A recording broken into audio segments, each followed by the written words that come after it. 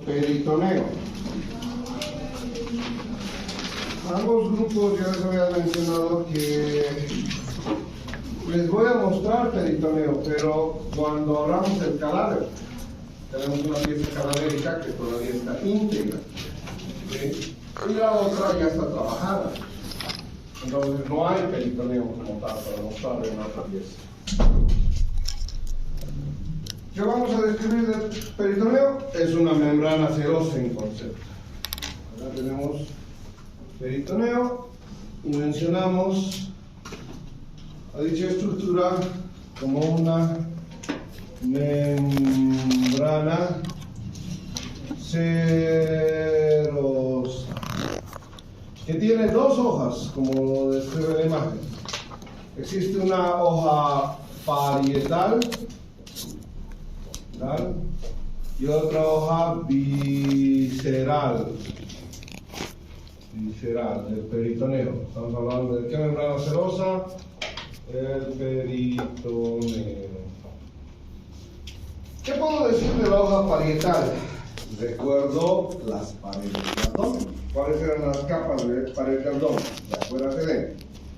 Piel, tejido subcutáneo, que umbilicalmente tiene camper, escarpa. Supraumbilicalmente son los tejidos subcutáneos. Luego tenemos las fascias de revestimiento, ¿sí? Externa o superficial, intermedia y profunda. Entre las capas estará músculo. Luego la fascia transversal como parte de la fascia abdominal. Y por último, el penúltimo, la grasa peritoneal. Luego, por último, el peritoneo. ¿Pero qué peritoneo? Parietal. Entonces, ¿qué me dice Kelmur? Me dice la inervación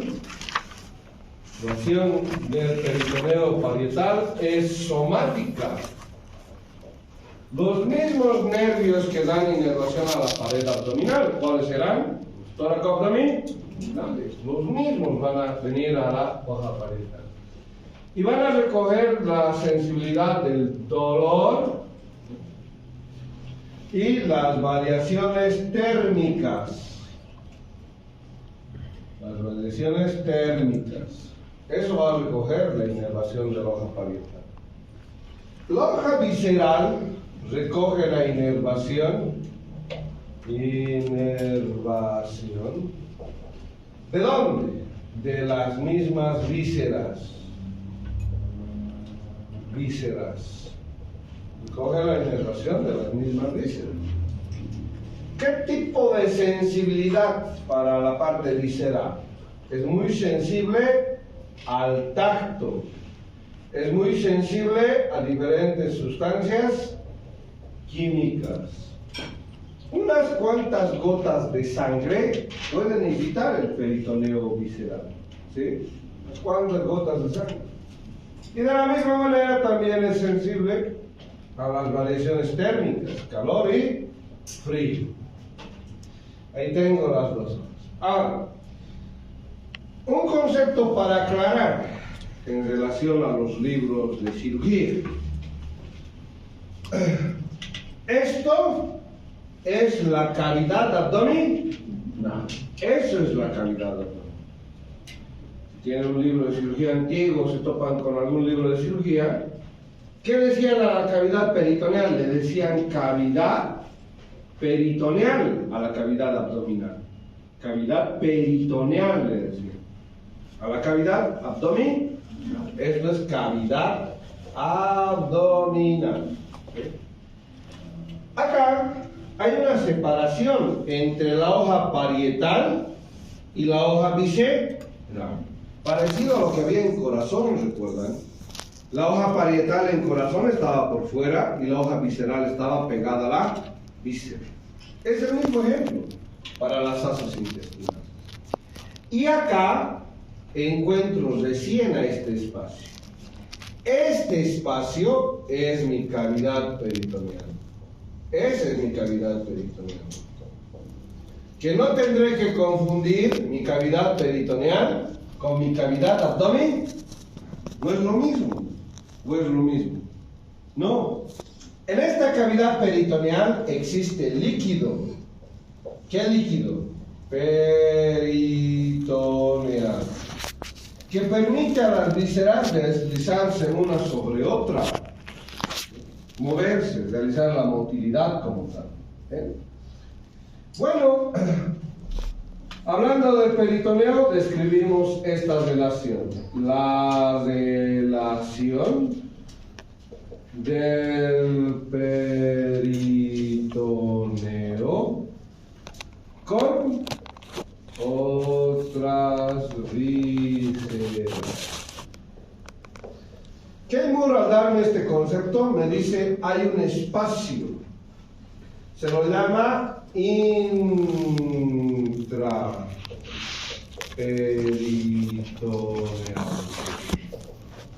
¿A quién le voy a decir que está en el espacio intraperitoneal? ¿O qué estructuras corresponden a la parte intraperitoneal? Todas las vísceras envueltas por peritoneo. Todas las vísceras envueltas por el peritoneo están en la parte intraperitoneal. ¿Estamos claros? Ejemplo, dice Keimur, estómago, intestino delgado, ¿sí? Esas son envueltas por la membrana intraperitoneal. Ahora me dice que hay otras vísceras que van a estar de manera extraperitoneal. Y de manera extraperitoneal en dos espacios. Uno que lo voy a denominar retroperitoneal y otro que va a ser subperitoneal. Retroperitoneal y subperitoneal. Bien, si yo reconozco, miren, a las vísceras envueltas por peritoneo, ¿están con qué color? Con color rojo. Ahí están con color rojo. ¿Y qué digo de estas vísceras que están envueltas con color rojo? Ahí están. Serán vísceras intraperitoneales, porque el concepto me dice toda víscera envuelta por peritoneo es una víscera intraperitoneal. Pero van a haber vísceras en la parte posterior o en la pared posterior que no están envueltas por peritoneo, ¿sí? Entonces a estas vísceras en la parte posterior las voy a llamar retroperitoneal. Ahí está el retroperitoneal. ¿Cuáles son las vísceras retroperitoneales? Voy a tener riñón, voy a tener glándula suprarrenal, aorta abdominal, ¿sí? Uréteres. Esas son vísceras retroperitoneales. Pero me aclara algo que me dice, sí, están en el retroperitoneal, no envueltas por peritoneo, pero están en contacto con una de las membranas. ¿Con qué membrana están en contacto? Con el peritoneo parietal. Miren, acá están envolviendo. La hoja más externa, ¿cuál es? La hoja parietal. Por lo tanto, las vísceras retroperitoneales no están envueltas, pero sí están en contacto. El peritoneo choca con las vísceras peritoneales. ¿Sí? ¿Estamos claros? Por eso, en los niños pequeños van a venir con malestar digestivo cuando tengan una afección de vísceras retroperitoneales. Ejemplo, cuando tengan una infección urinaria, el niño va a venir con vómitos, con dolor abdominal, pero el problema está en los riñones. ¿Por qué? Porque justo los riñones están en contacto con la membrana parietal. ¿Y qué acabamos de decir de la membrana parietal? Es sensible al dolor. ¿Sí? Pues va a estar en contacto y va a producir esa excitación. Muy bien, tenemos otras vísceras. Miren, ¿esto qué es? Vejiga. Eso es vejiga. Pero si yo veo lo que está por encima de color rojo, ahí está por encima, ¿es peritoneo o no es peritoneo? Sí, ¿no? También dice, entonces voy a tener vísceras en una parte inferior pero que no estén envueltas por peritoneo. Se van a llamar subperitoneales a esas vísceras. ¿Cuáles van a ser vísceras subperitoneales? Vejiga en varones y mujeres. Y en las mujeres añado otra víscera, útero. Útero. El útero también será una víscera extraperitoneal. ¿Sí? ¿Pero en qué espacio extraperitoneal? Subperitoneal. Y lo mismo que los extraperitoneales, me dice que va a haber peritoneo que solo esté cubriendo la parte superior de esa víscera. ¿Sí? Entonces ahí está el peritoneo.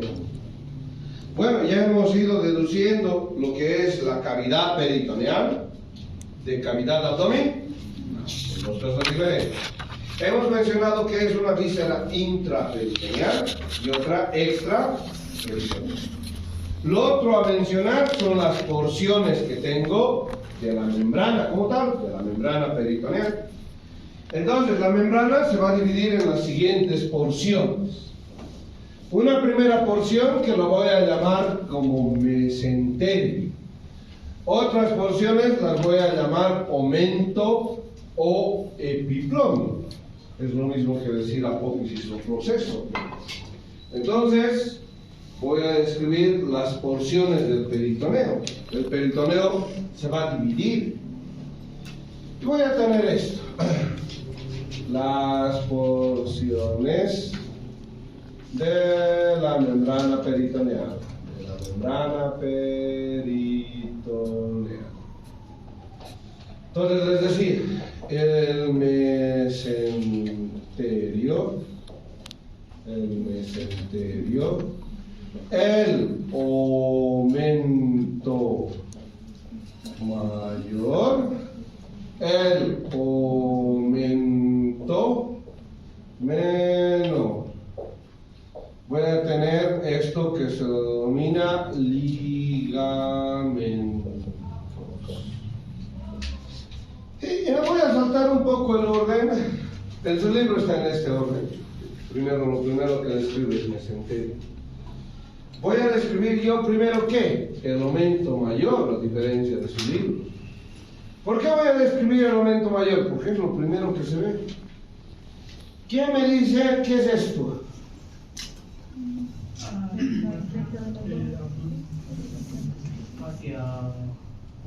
Hacia transversal.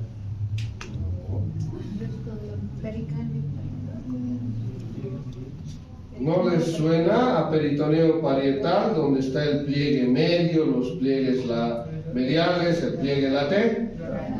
La cara interna está doblado de esta manera, ¿sí? Hacia el otro lado. Entonces, una vez que corto y me toco con peritoneo parietal, cuando mostremos ese cadáver nuevo y abramos de esta manera, nos vamos a topar con esto. Todo eso es el aumento mayor, ¿sí? Lo primero que me topo al abrir la cavidad abdominal es con el aumento mayor. Kemmler me dice, hay un origen e inserción para el aumento mayor. Hay un punto de origen y un punto de inserción. ¿Cuál es el punto de origen? Miren, la curvatura mayor del estómago. Este es el punto de origen. Entonces origina en la curvatura mayor del estómago. ¿Y dónde se inserta después? En este detalle anatómico. Esto es el colon transverso. Se inserta en el colon transverso. Ahí se inserta. Y entonces esto, ¿cómo cae? Esto es como una cortina. La cortina se fija en las rieles, ¿no? Ahí está la fijación de una cortina. Y lo demás que cae, ¿qué es? Es un borde libre, ¿sí? Tal y cual.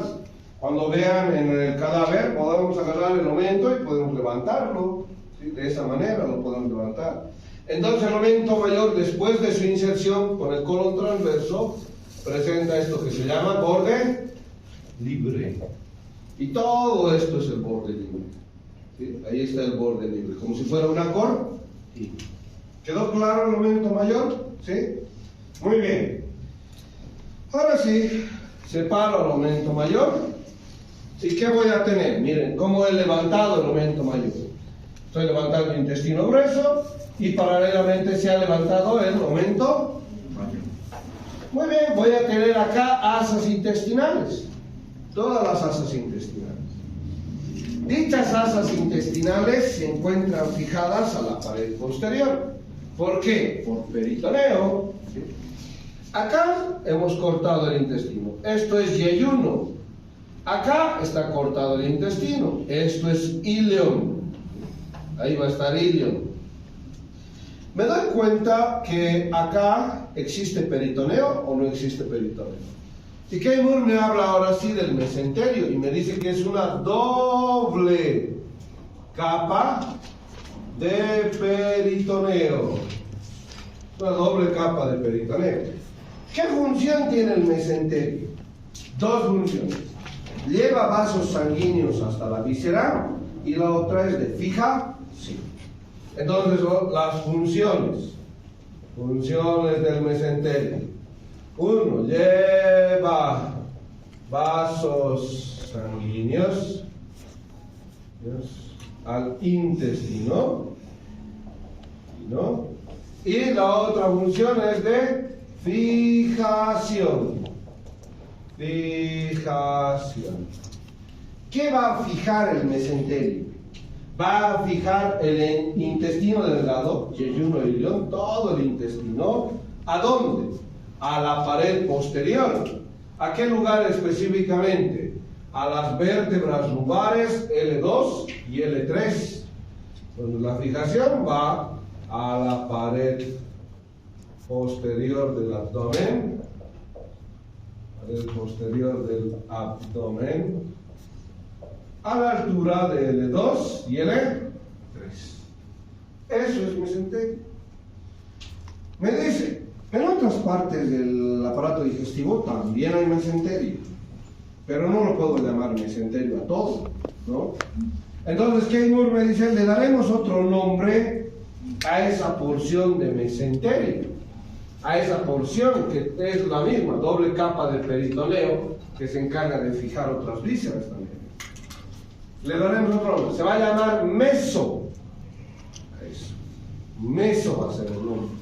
El otro nombre del mesenterio, que tiene la misma función, llevar vasos y fijar estructuras a la pared posterior.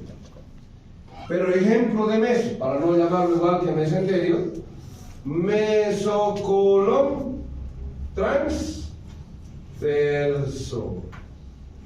mesocolon sigmoides,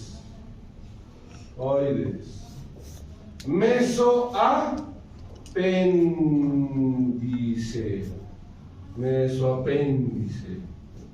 ¿Estamos? Igual es peritoneo, encargado de fijar a la pared posterior y llevar vasos. ¿Sí? Mesoapéndice. Entonces, voy y describo el apéndice. ¿Cuáles son las células inteligentes de su cuerpo? ¿Solo son las neuronas? Todas las células son inteligentes. No tenemos que subestimar al glóbulo rojo, que sabe qué va a hacer, ¿no? Específicamente dónde llevar, dónde realizar el intercambio de oxígeno. El osteoclasto es el minero del hueso, sabe cuándo necesita para sacar y absorber calcio de la médula como tal, del hueso como tal. Entonces, la membrana, las células del peritoneo también son inteligentes. ¿Sí? ¿Qué pasa? Hay una patología, se llama apendicitis. Se inflama el apéndice, ¿sí? El apendicitis. Y muchas veces revienta. ¿Sí? ¿Qué va a salir por el apéndice si está conectado al intestino grueso? ¿Va a salir heces o no va a salir heces? Va a salir materia fecal. Y además de materia fecal, características alimenticias, enzimas. Entonces, gracias a Dios, hay el mesoapéndice. Y el mesoapéndice, durante un tiempo determinado, noto en todos los pacientes, en un 50%, va a hacer esto, las células, de manera inteligente, les van a salvar la vida. las células del peritoneo denominadas mesopéndices. Van a formar lo que se llama plastron. Esto se llama plastron. Entonces, el plastron va a contener, ¿para qué? Para que las heces no vayan a toda la cavidad abdominal. ¿Sí? Entonces, gracias a Dios, esto que es peritoneo lo envuelve y forma el plastron. Va a contener la mayor cantidad de tiempo, no va a ser indefinido hasta que venga el cirujano o les opere. ¿Por qué? Porque va a seguir saliendo heces o no, siguen produciéndolo. Todo el tiempo va a pasar del intestino delgado al intestino grueso. Si no son heces, jugos gástricos. Entonces, acá esto va a sostener, pero un tiempo determinado, cuestión de horas solamente. ¿Sí? Bien, pero gracias a Dios, miren, las células se desdoblan y dicen, protegeremos. Y evitan que ocurra el desame. Y cuando ocurre el desame, ¿qué se llama? Peritonitis. ¿Sí? Entonces, cuando ocurre el desame y irrita las membranas, se llama peritonitis. Muy bien, ya hemos hablado de eso. Ahora necesito hablar de algo que se llama la fascia de Toll. Una fascia que se llama la fascia de Toll. ¿Qué voy a describir de la fascia de Toll? Lo mismo. Va a ayudar al peritoneo. Es tejido, dice, conectivo. Esta partecita de la fascia de Toll está en el desarrollo embrionario. Nosotros generalmente en la anatomía no mencionamos el desarrollo embrionario. ¿Por qué? Porque eso es para embriología, ¿no? Pero sí mencionamos a la fascia de Toll, que es tejido conectivo, que fija el colon ascendente y el colon descendente a la pared posterior. Ya había mesocolon transverso, mesocolon sigmoide. Acá les muestro el mesocolon transverso, miren. Esto es mesocolon transverso. ¿Veo o no veo esta membrana? ¿Sí? Eso es mesocolon transverso. Y acá hay mesocolon sigmoides. ¿Veo o no veo esa membrana? ¿Sí? Ahí está el mesocolon sigmoide. Ahora, hacia atrás del colon, yo no voy a poder levantar el colon. Me voy a topar con la fase de Toll. Y cuando roten urología, roten cirugía, sí o sí les van a preguntar la fase de Toll. ¿Qué está fijando el colon ascendente y descendente a la pared posterior? Levanto el colon, este es descendente, por si acaso, este es descendente y esto será ascendente. Tengo que levantar ambos, ¿para qué? Para llegar al retroperitoneo y poder hacer un trasplante renal, o poder sacar ese riñón, ¿no? Sacar ese riñón para que me sirva para el trasplante renal. ¿Cómo voy a llegar si no al retroperitoneo? ¿Creen que voy a ir cortando acá para llegar al riñón? No, voy a ladear el colon, ¿sí?, descendente, y por detrás, cortando la fascia de Toll, que es tejido conectivo, voy a poder llegar al retroperitoneo. ¿Está claro? ¿Sí? ¿La fascia de Toll? Muy bien. Vamos a ver otra característica del peritoneo. Ya hemos descrito mesenterio, meso o mento mayor. Ahora me toca describir al aumento menor.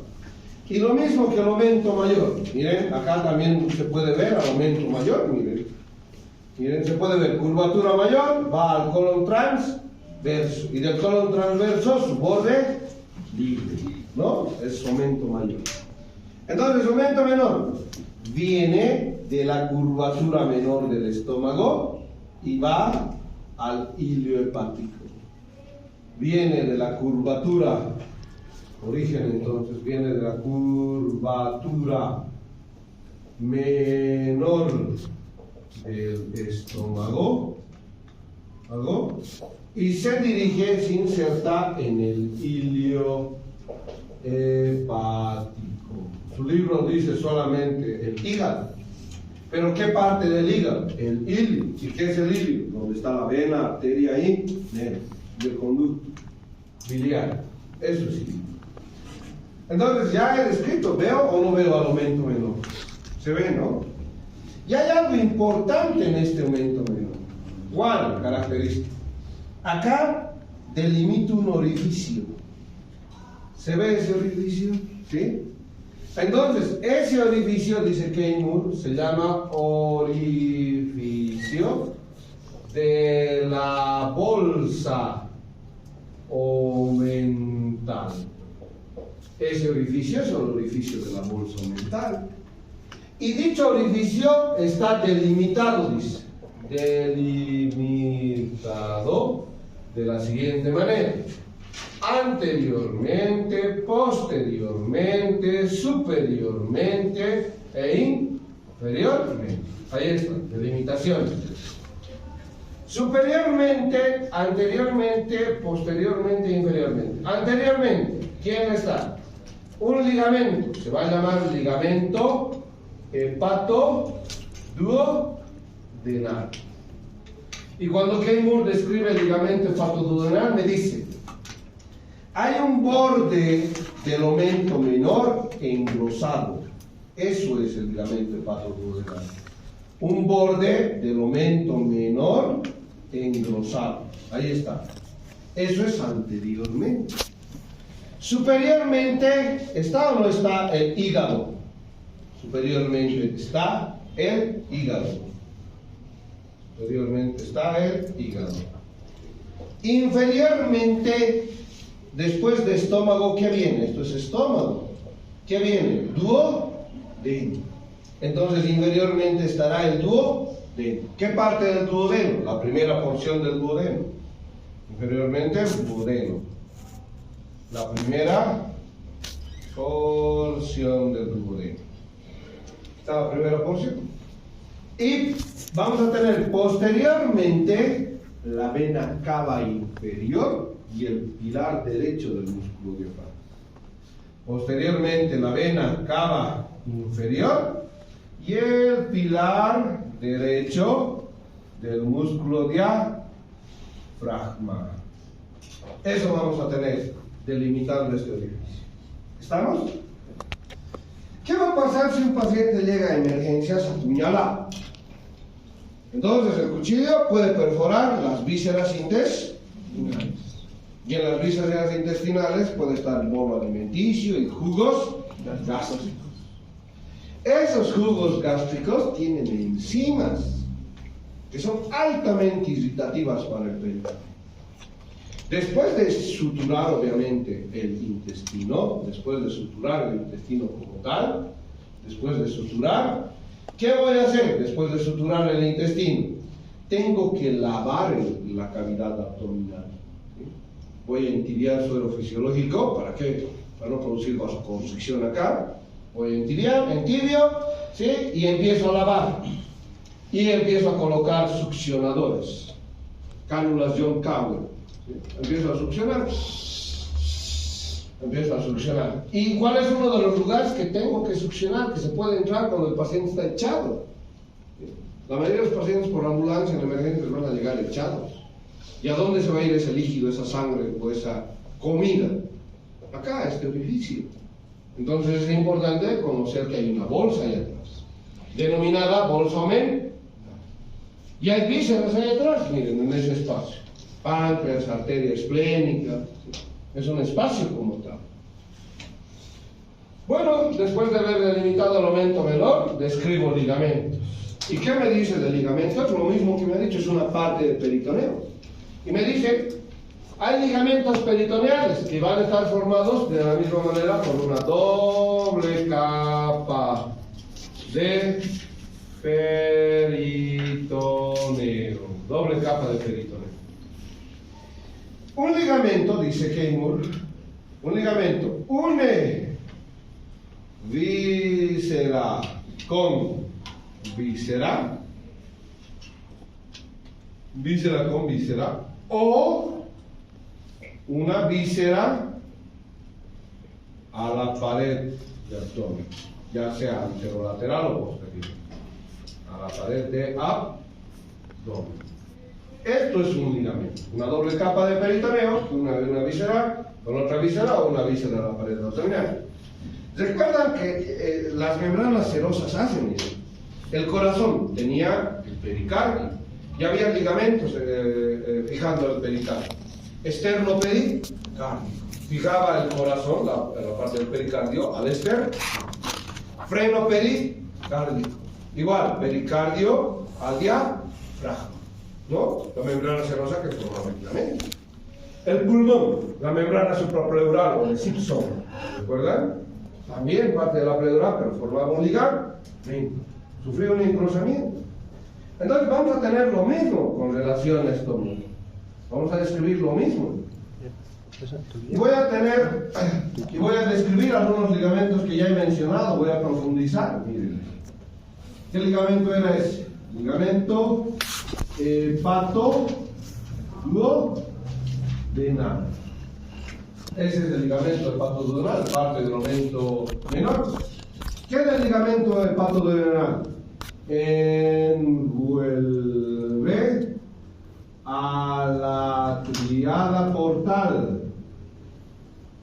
Tríada portal.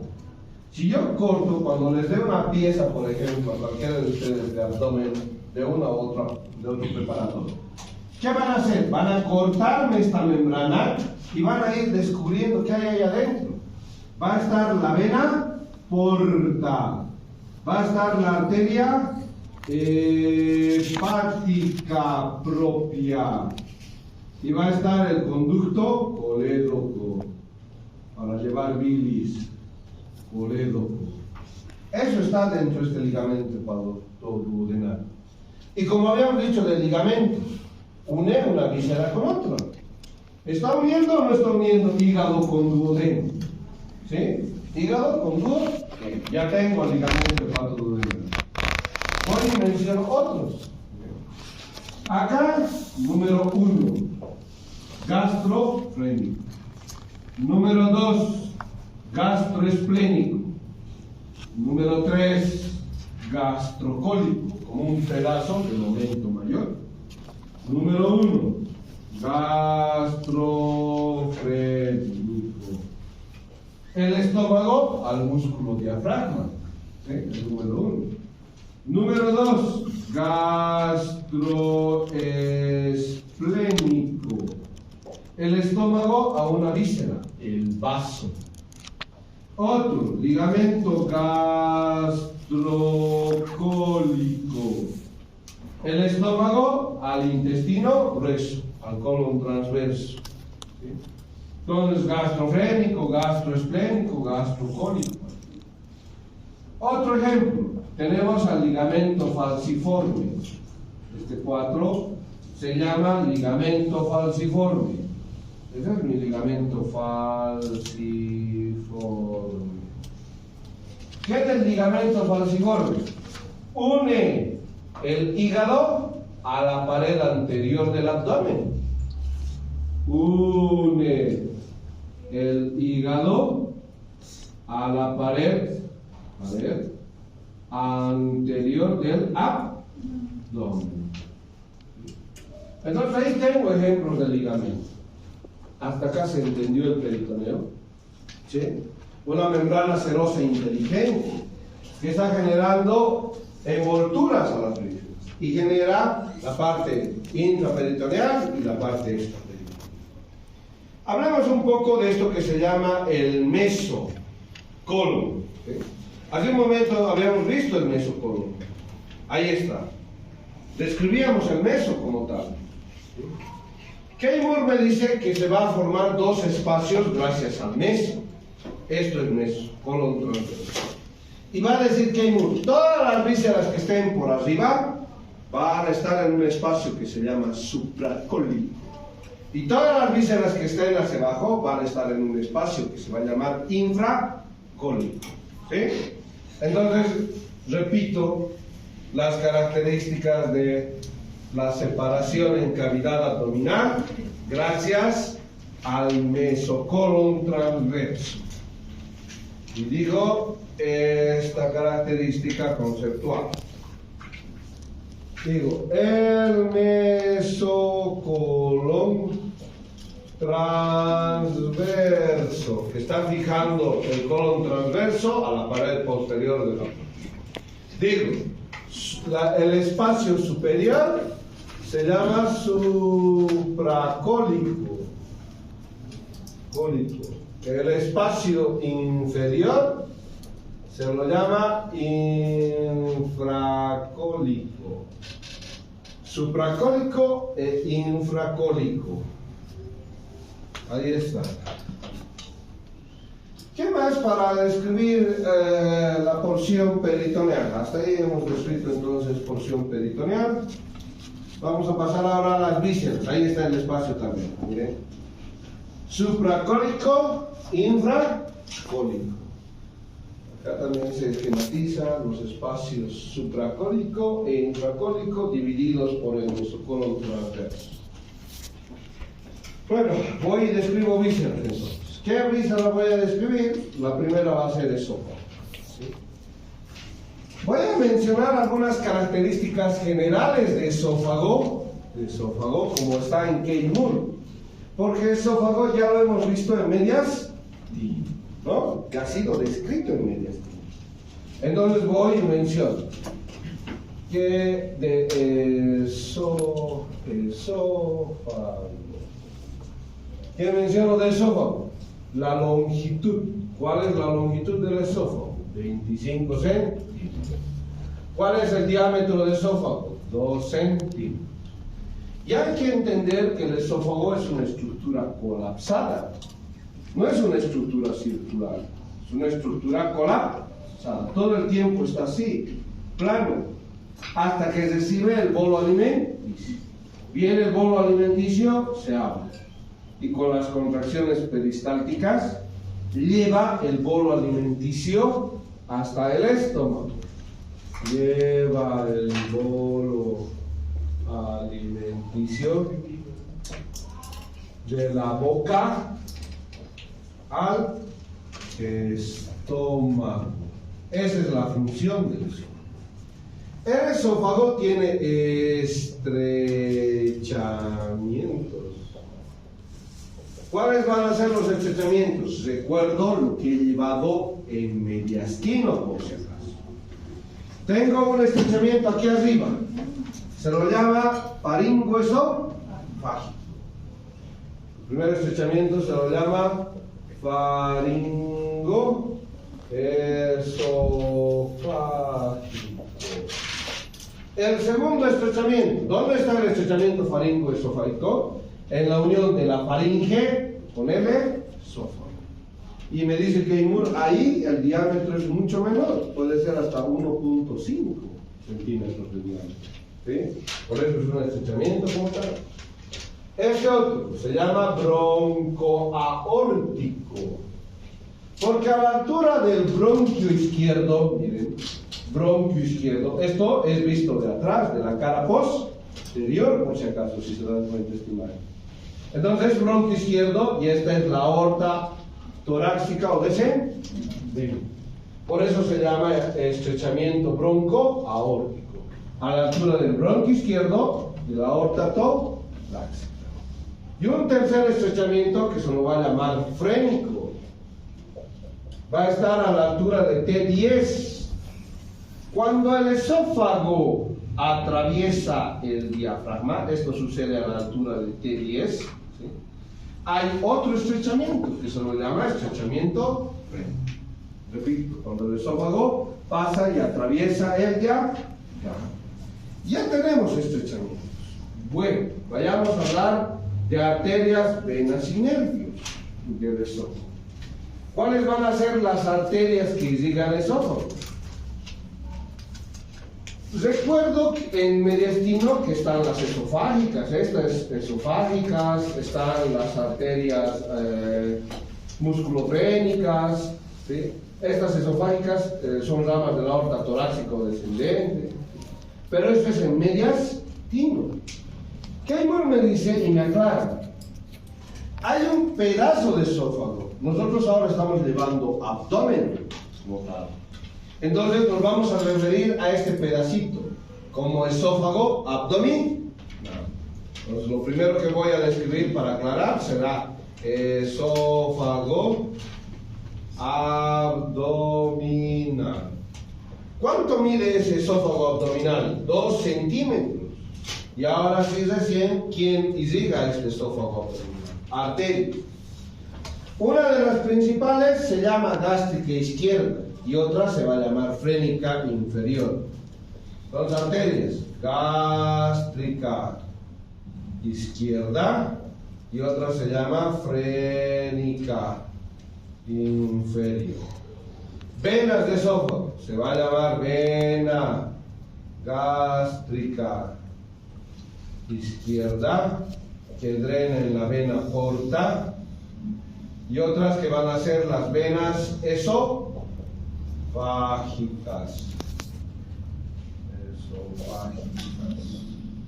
Las venas esofágicas drenan, por si acaso, a la vena ácidos.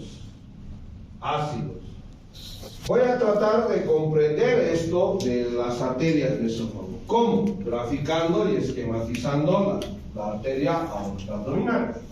A un ladito me agarro y dibujo esto, que es la triple A. Viene de esta manera. Entonces esta se llama arteria aorta abdominal.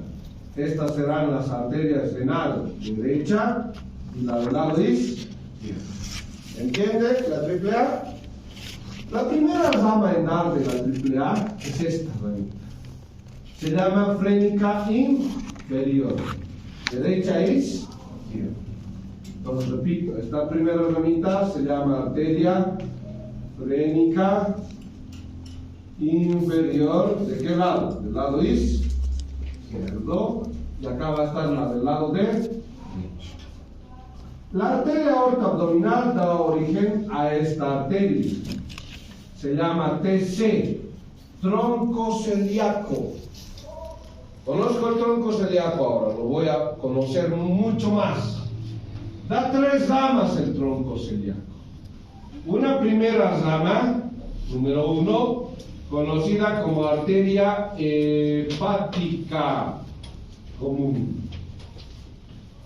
Hacia este otro lado, número 2, esa es mi arteria gástrica izquierda. Número 3, esta otra rama se llama arteria esplénica. Ahí está, las 3 ramas del tronco celíaco. ¿Y para qué les estoy hablando de las 3 ramas? Para que se entienda de dónde viene la gástrica izquierda, que ya empiece a irrigar la porción abdominal del esófago. ¿Sí? ¿Se ha entendido de dónde estaba? Muy bien. Para venas. Para venas agarro este otro concepto. Tengo que aclarar muy bien el concepto de venas. Digo, acá está el estómago. Acá está la porción del duodeno, yeyuno, idio. Cuando ustedes reciben su alimentación, se han comido un pollito, un quindón, la salchipapa de ahí abajo. Entonces, ¿qué pasa? Tenemos 6 a 7 metros de intestino delgado, en la cual tienen que pasar esta salchipapa. ¿Sí? Y se van a ir absorbiendo sus nutrientes de esa salchipapa. En este sentido, los nutrientes del sistema digestivo van a una vena. ¿Cómo se va a llamar esa vena? Se va a llamar vena mesentérica. Es la vena mesentérica superior. Entonces todos los nutrientes van a esta otra vena mesentérica superior. ¿Sí? Los carbohidratos de su salchipapa, el colesterol de su salchipapa, ¿sí? Todo va a la vena mesentérica superior. La vena mesentérica superior se une con esta otra vena. Se llama vena esplénica. ¿De dónde viene la vena esplénica? De una víscera. Se denomina vaso, del vaso. Y la sangre circula en este sentido. La sangre empieza a circular en este. Cuando se une la vena esplénica con la mesentérica superior, forman esta gran vena, se llama vena porta. ¿Y la vena porta a dónde se dirige? La vena porta va hacia el hígado. La vena porta va hacia el hígado. Y el hígado es el órgano de las 1000 funciones. Va a decir qué le sirve y qué no le sirve. ¿Le han dado algún aminoácido? Sí. Necesito estos aminoácidos para producir albúmina. ¿Qué le voy a hacer? Me han dado colesterol, ni modo, por la salchipapa. Produciré una hormona, estrógeno. Produciré glucagón, síntesis de vitamina K, factores de coagulación. Esas son algunas de la producción de bilis del hígado, son funciones. Entonces, todos los nutrientes absorbidos van a la vena porta y luego al hígado. Y el hígado metaboliza, ¿no? Entonces va y une incluso proteínas con grasas, lipoproteínas. Entonces va y ensambla, por eso es el órgano de las 1000 funciones. Ahora, ¿qué pasará si se daña? Acá antes, una venita, más antes de hablar del daño. Acá viene la vena gástrica. Las dos gástricas, izquierda y derecha, en este sentido. ¿Qué pasa si se daña el hígado? ¿Cuándo se daña? Tomar pues desde jueves, viernes, sábado, domingo, lunes, martes y miércoles y dormir un rato antes del otro jueves, ¿no? Entonces se va a producir cirrosis, hepatitis A, hepatitis B, las hepatitis virales, las hepatitis medicamentosas, la hepatitis alcohólica, van a dañar el hígado. Y cuando se daña el hígado, la sangre ya no puede ir en este sentido. Va a tener que retroceder. El concepto fisiopatológico, la sangre vuelve por donde vino. La sangre vuelve. En el abdomen, ¿cómo va a ser el abdomen de un paciente cirrótico?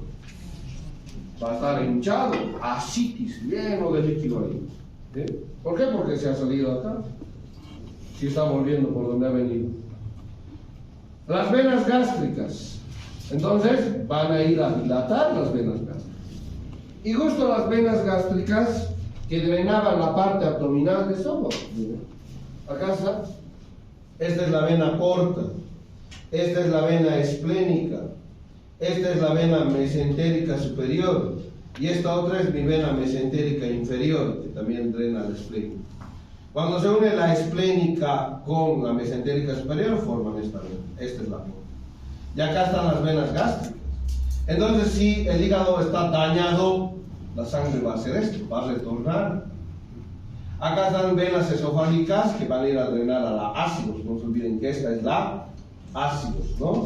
Esta será la hemiácidos. Entonces, ¿qué va a pasar? En el esófago las venas empiezan a dilatarse de esta manera. ¿Por qué? Porque no pueden llegar al hígado. Y esto son las varices esofágicas que tienen los pacientes que sufren de cirrosis. ¿Se ha entendido? Con circulación colateral. Bueno, luego del esófago va a tener nódulos linfáticos. ¿Cuáles van a ser los nódulos linfáticos? En esófago. En esófago abdominal, por cierto. Acá los nódulos linfáticos son mis nódulos gástricos.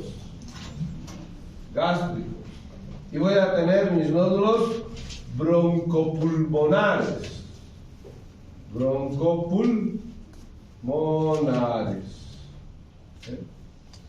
¿Hay cáncer de estómago o no hay cáncer de estómago? Y a veces hay cáncer de esófago también, esófago de Barré. Entonces aquí están las vías por donde se pueden diseminar. Nódulos gástricos y los broncopulmonares. La inervación de esófago abdominal se produce por el plexo celíaco.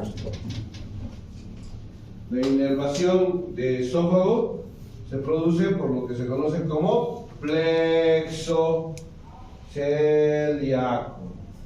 Pero ¿qué parte del esófago va a estar inervada por el plexo celíaco? El esófago abdominal. Esos 2 centímetros están inervados por el plexo celíaco. ¿Bien? Entonces, ¿cómo está formado el plexo celíaco? Viene mi nervio esplácnico mayor,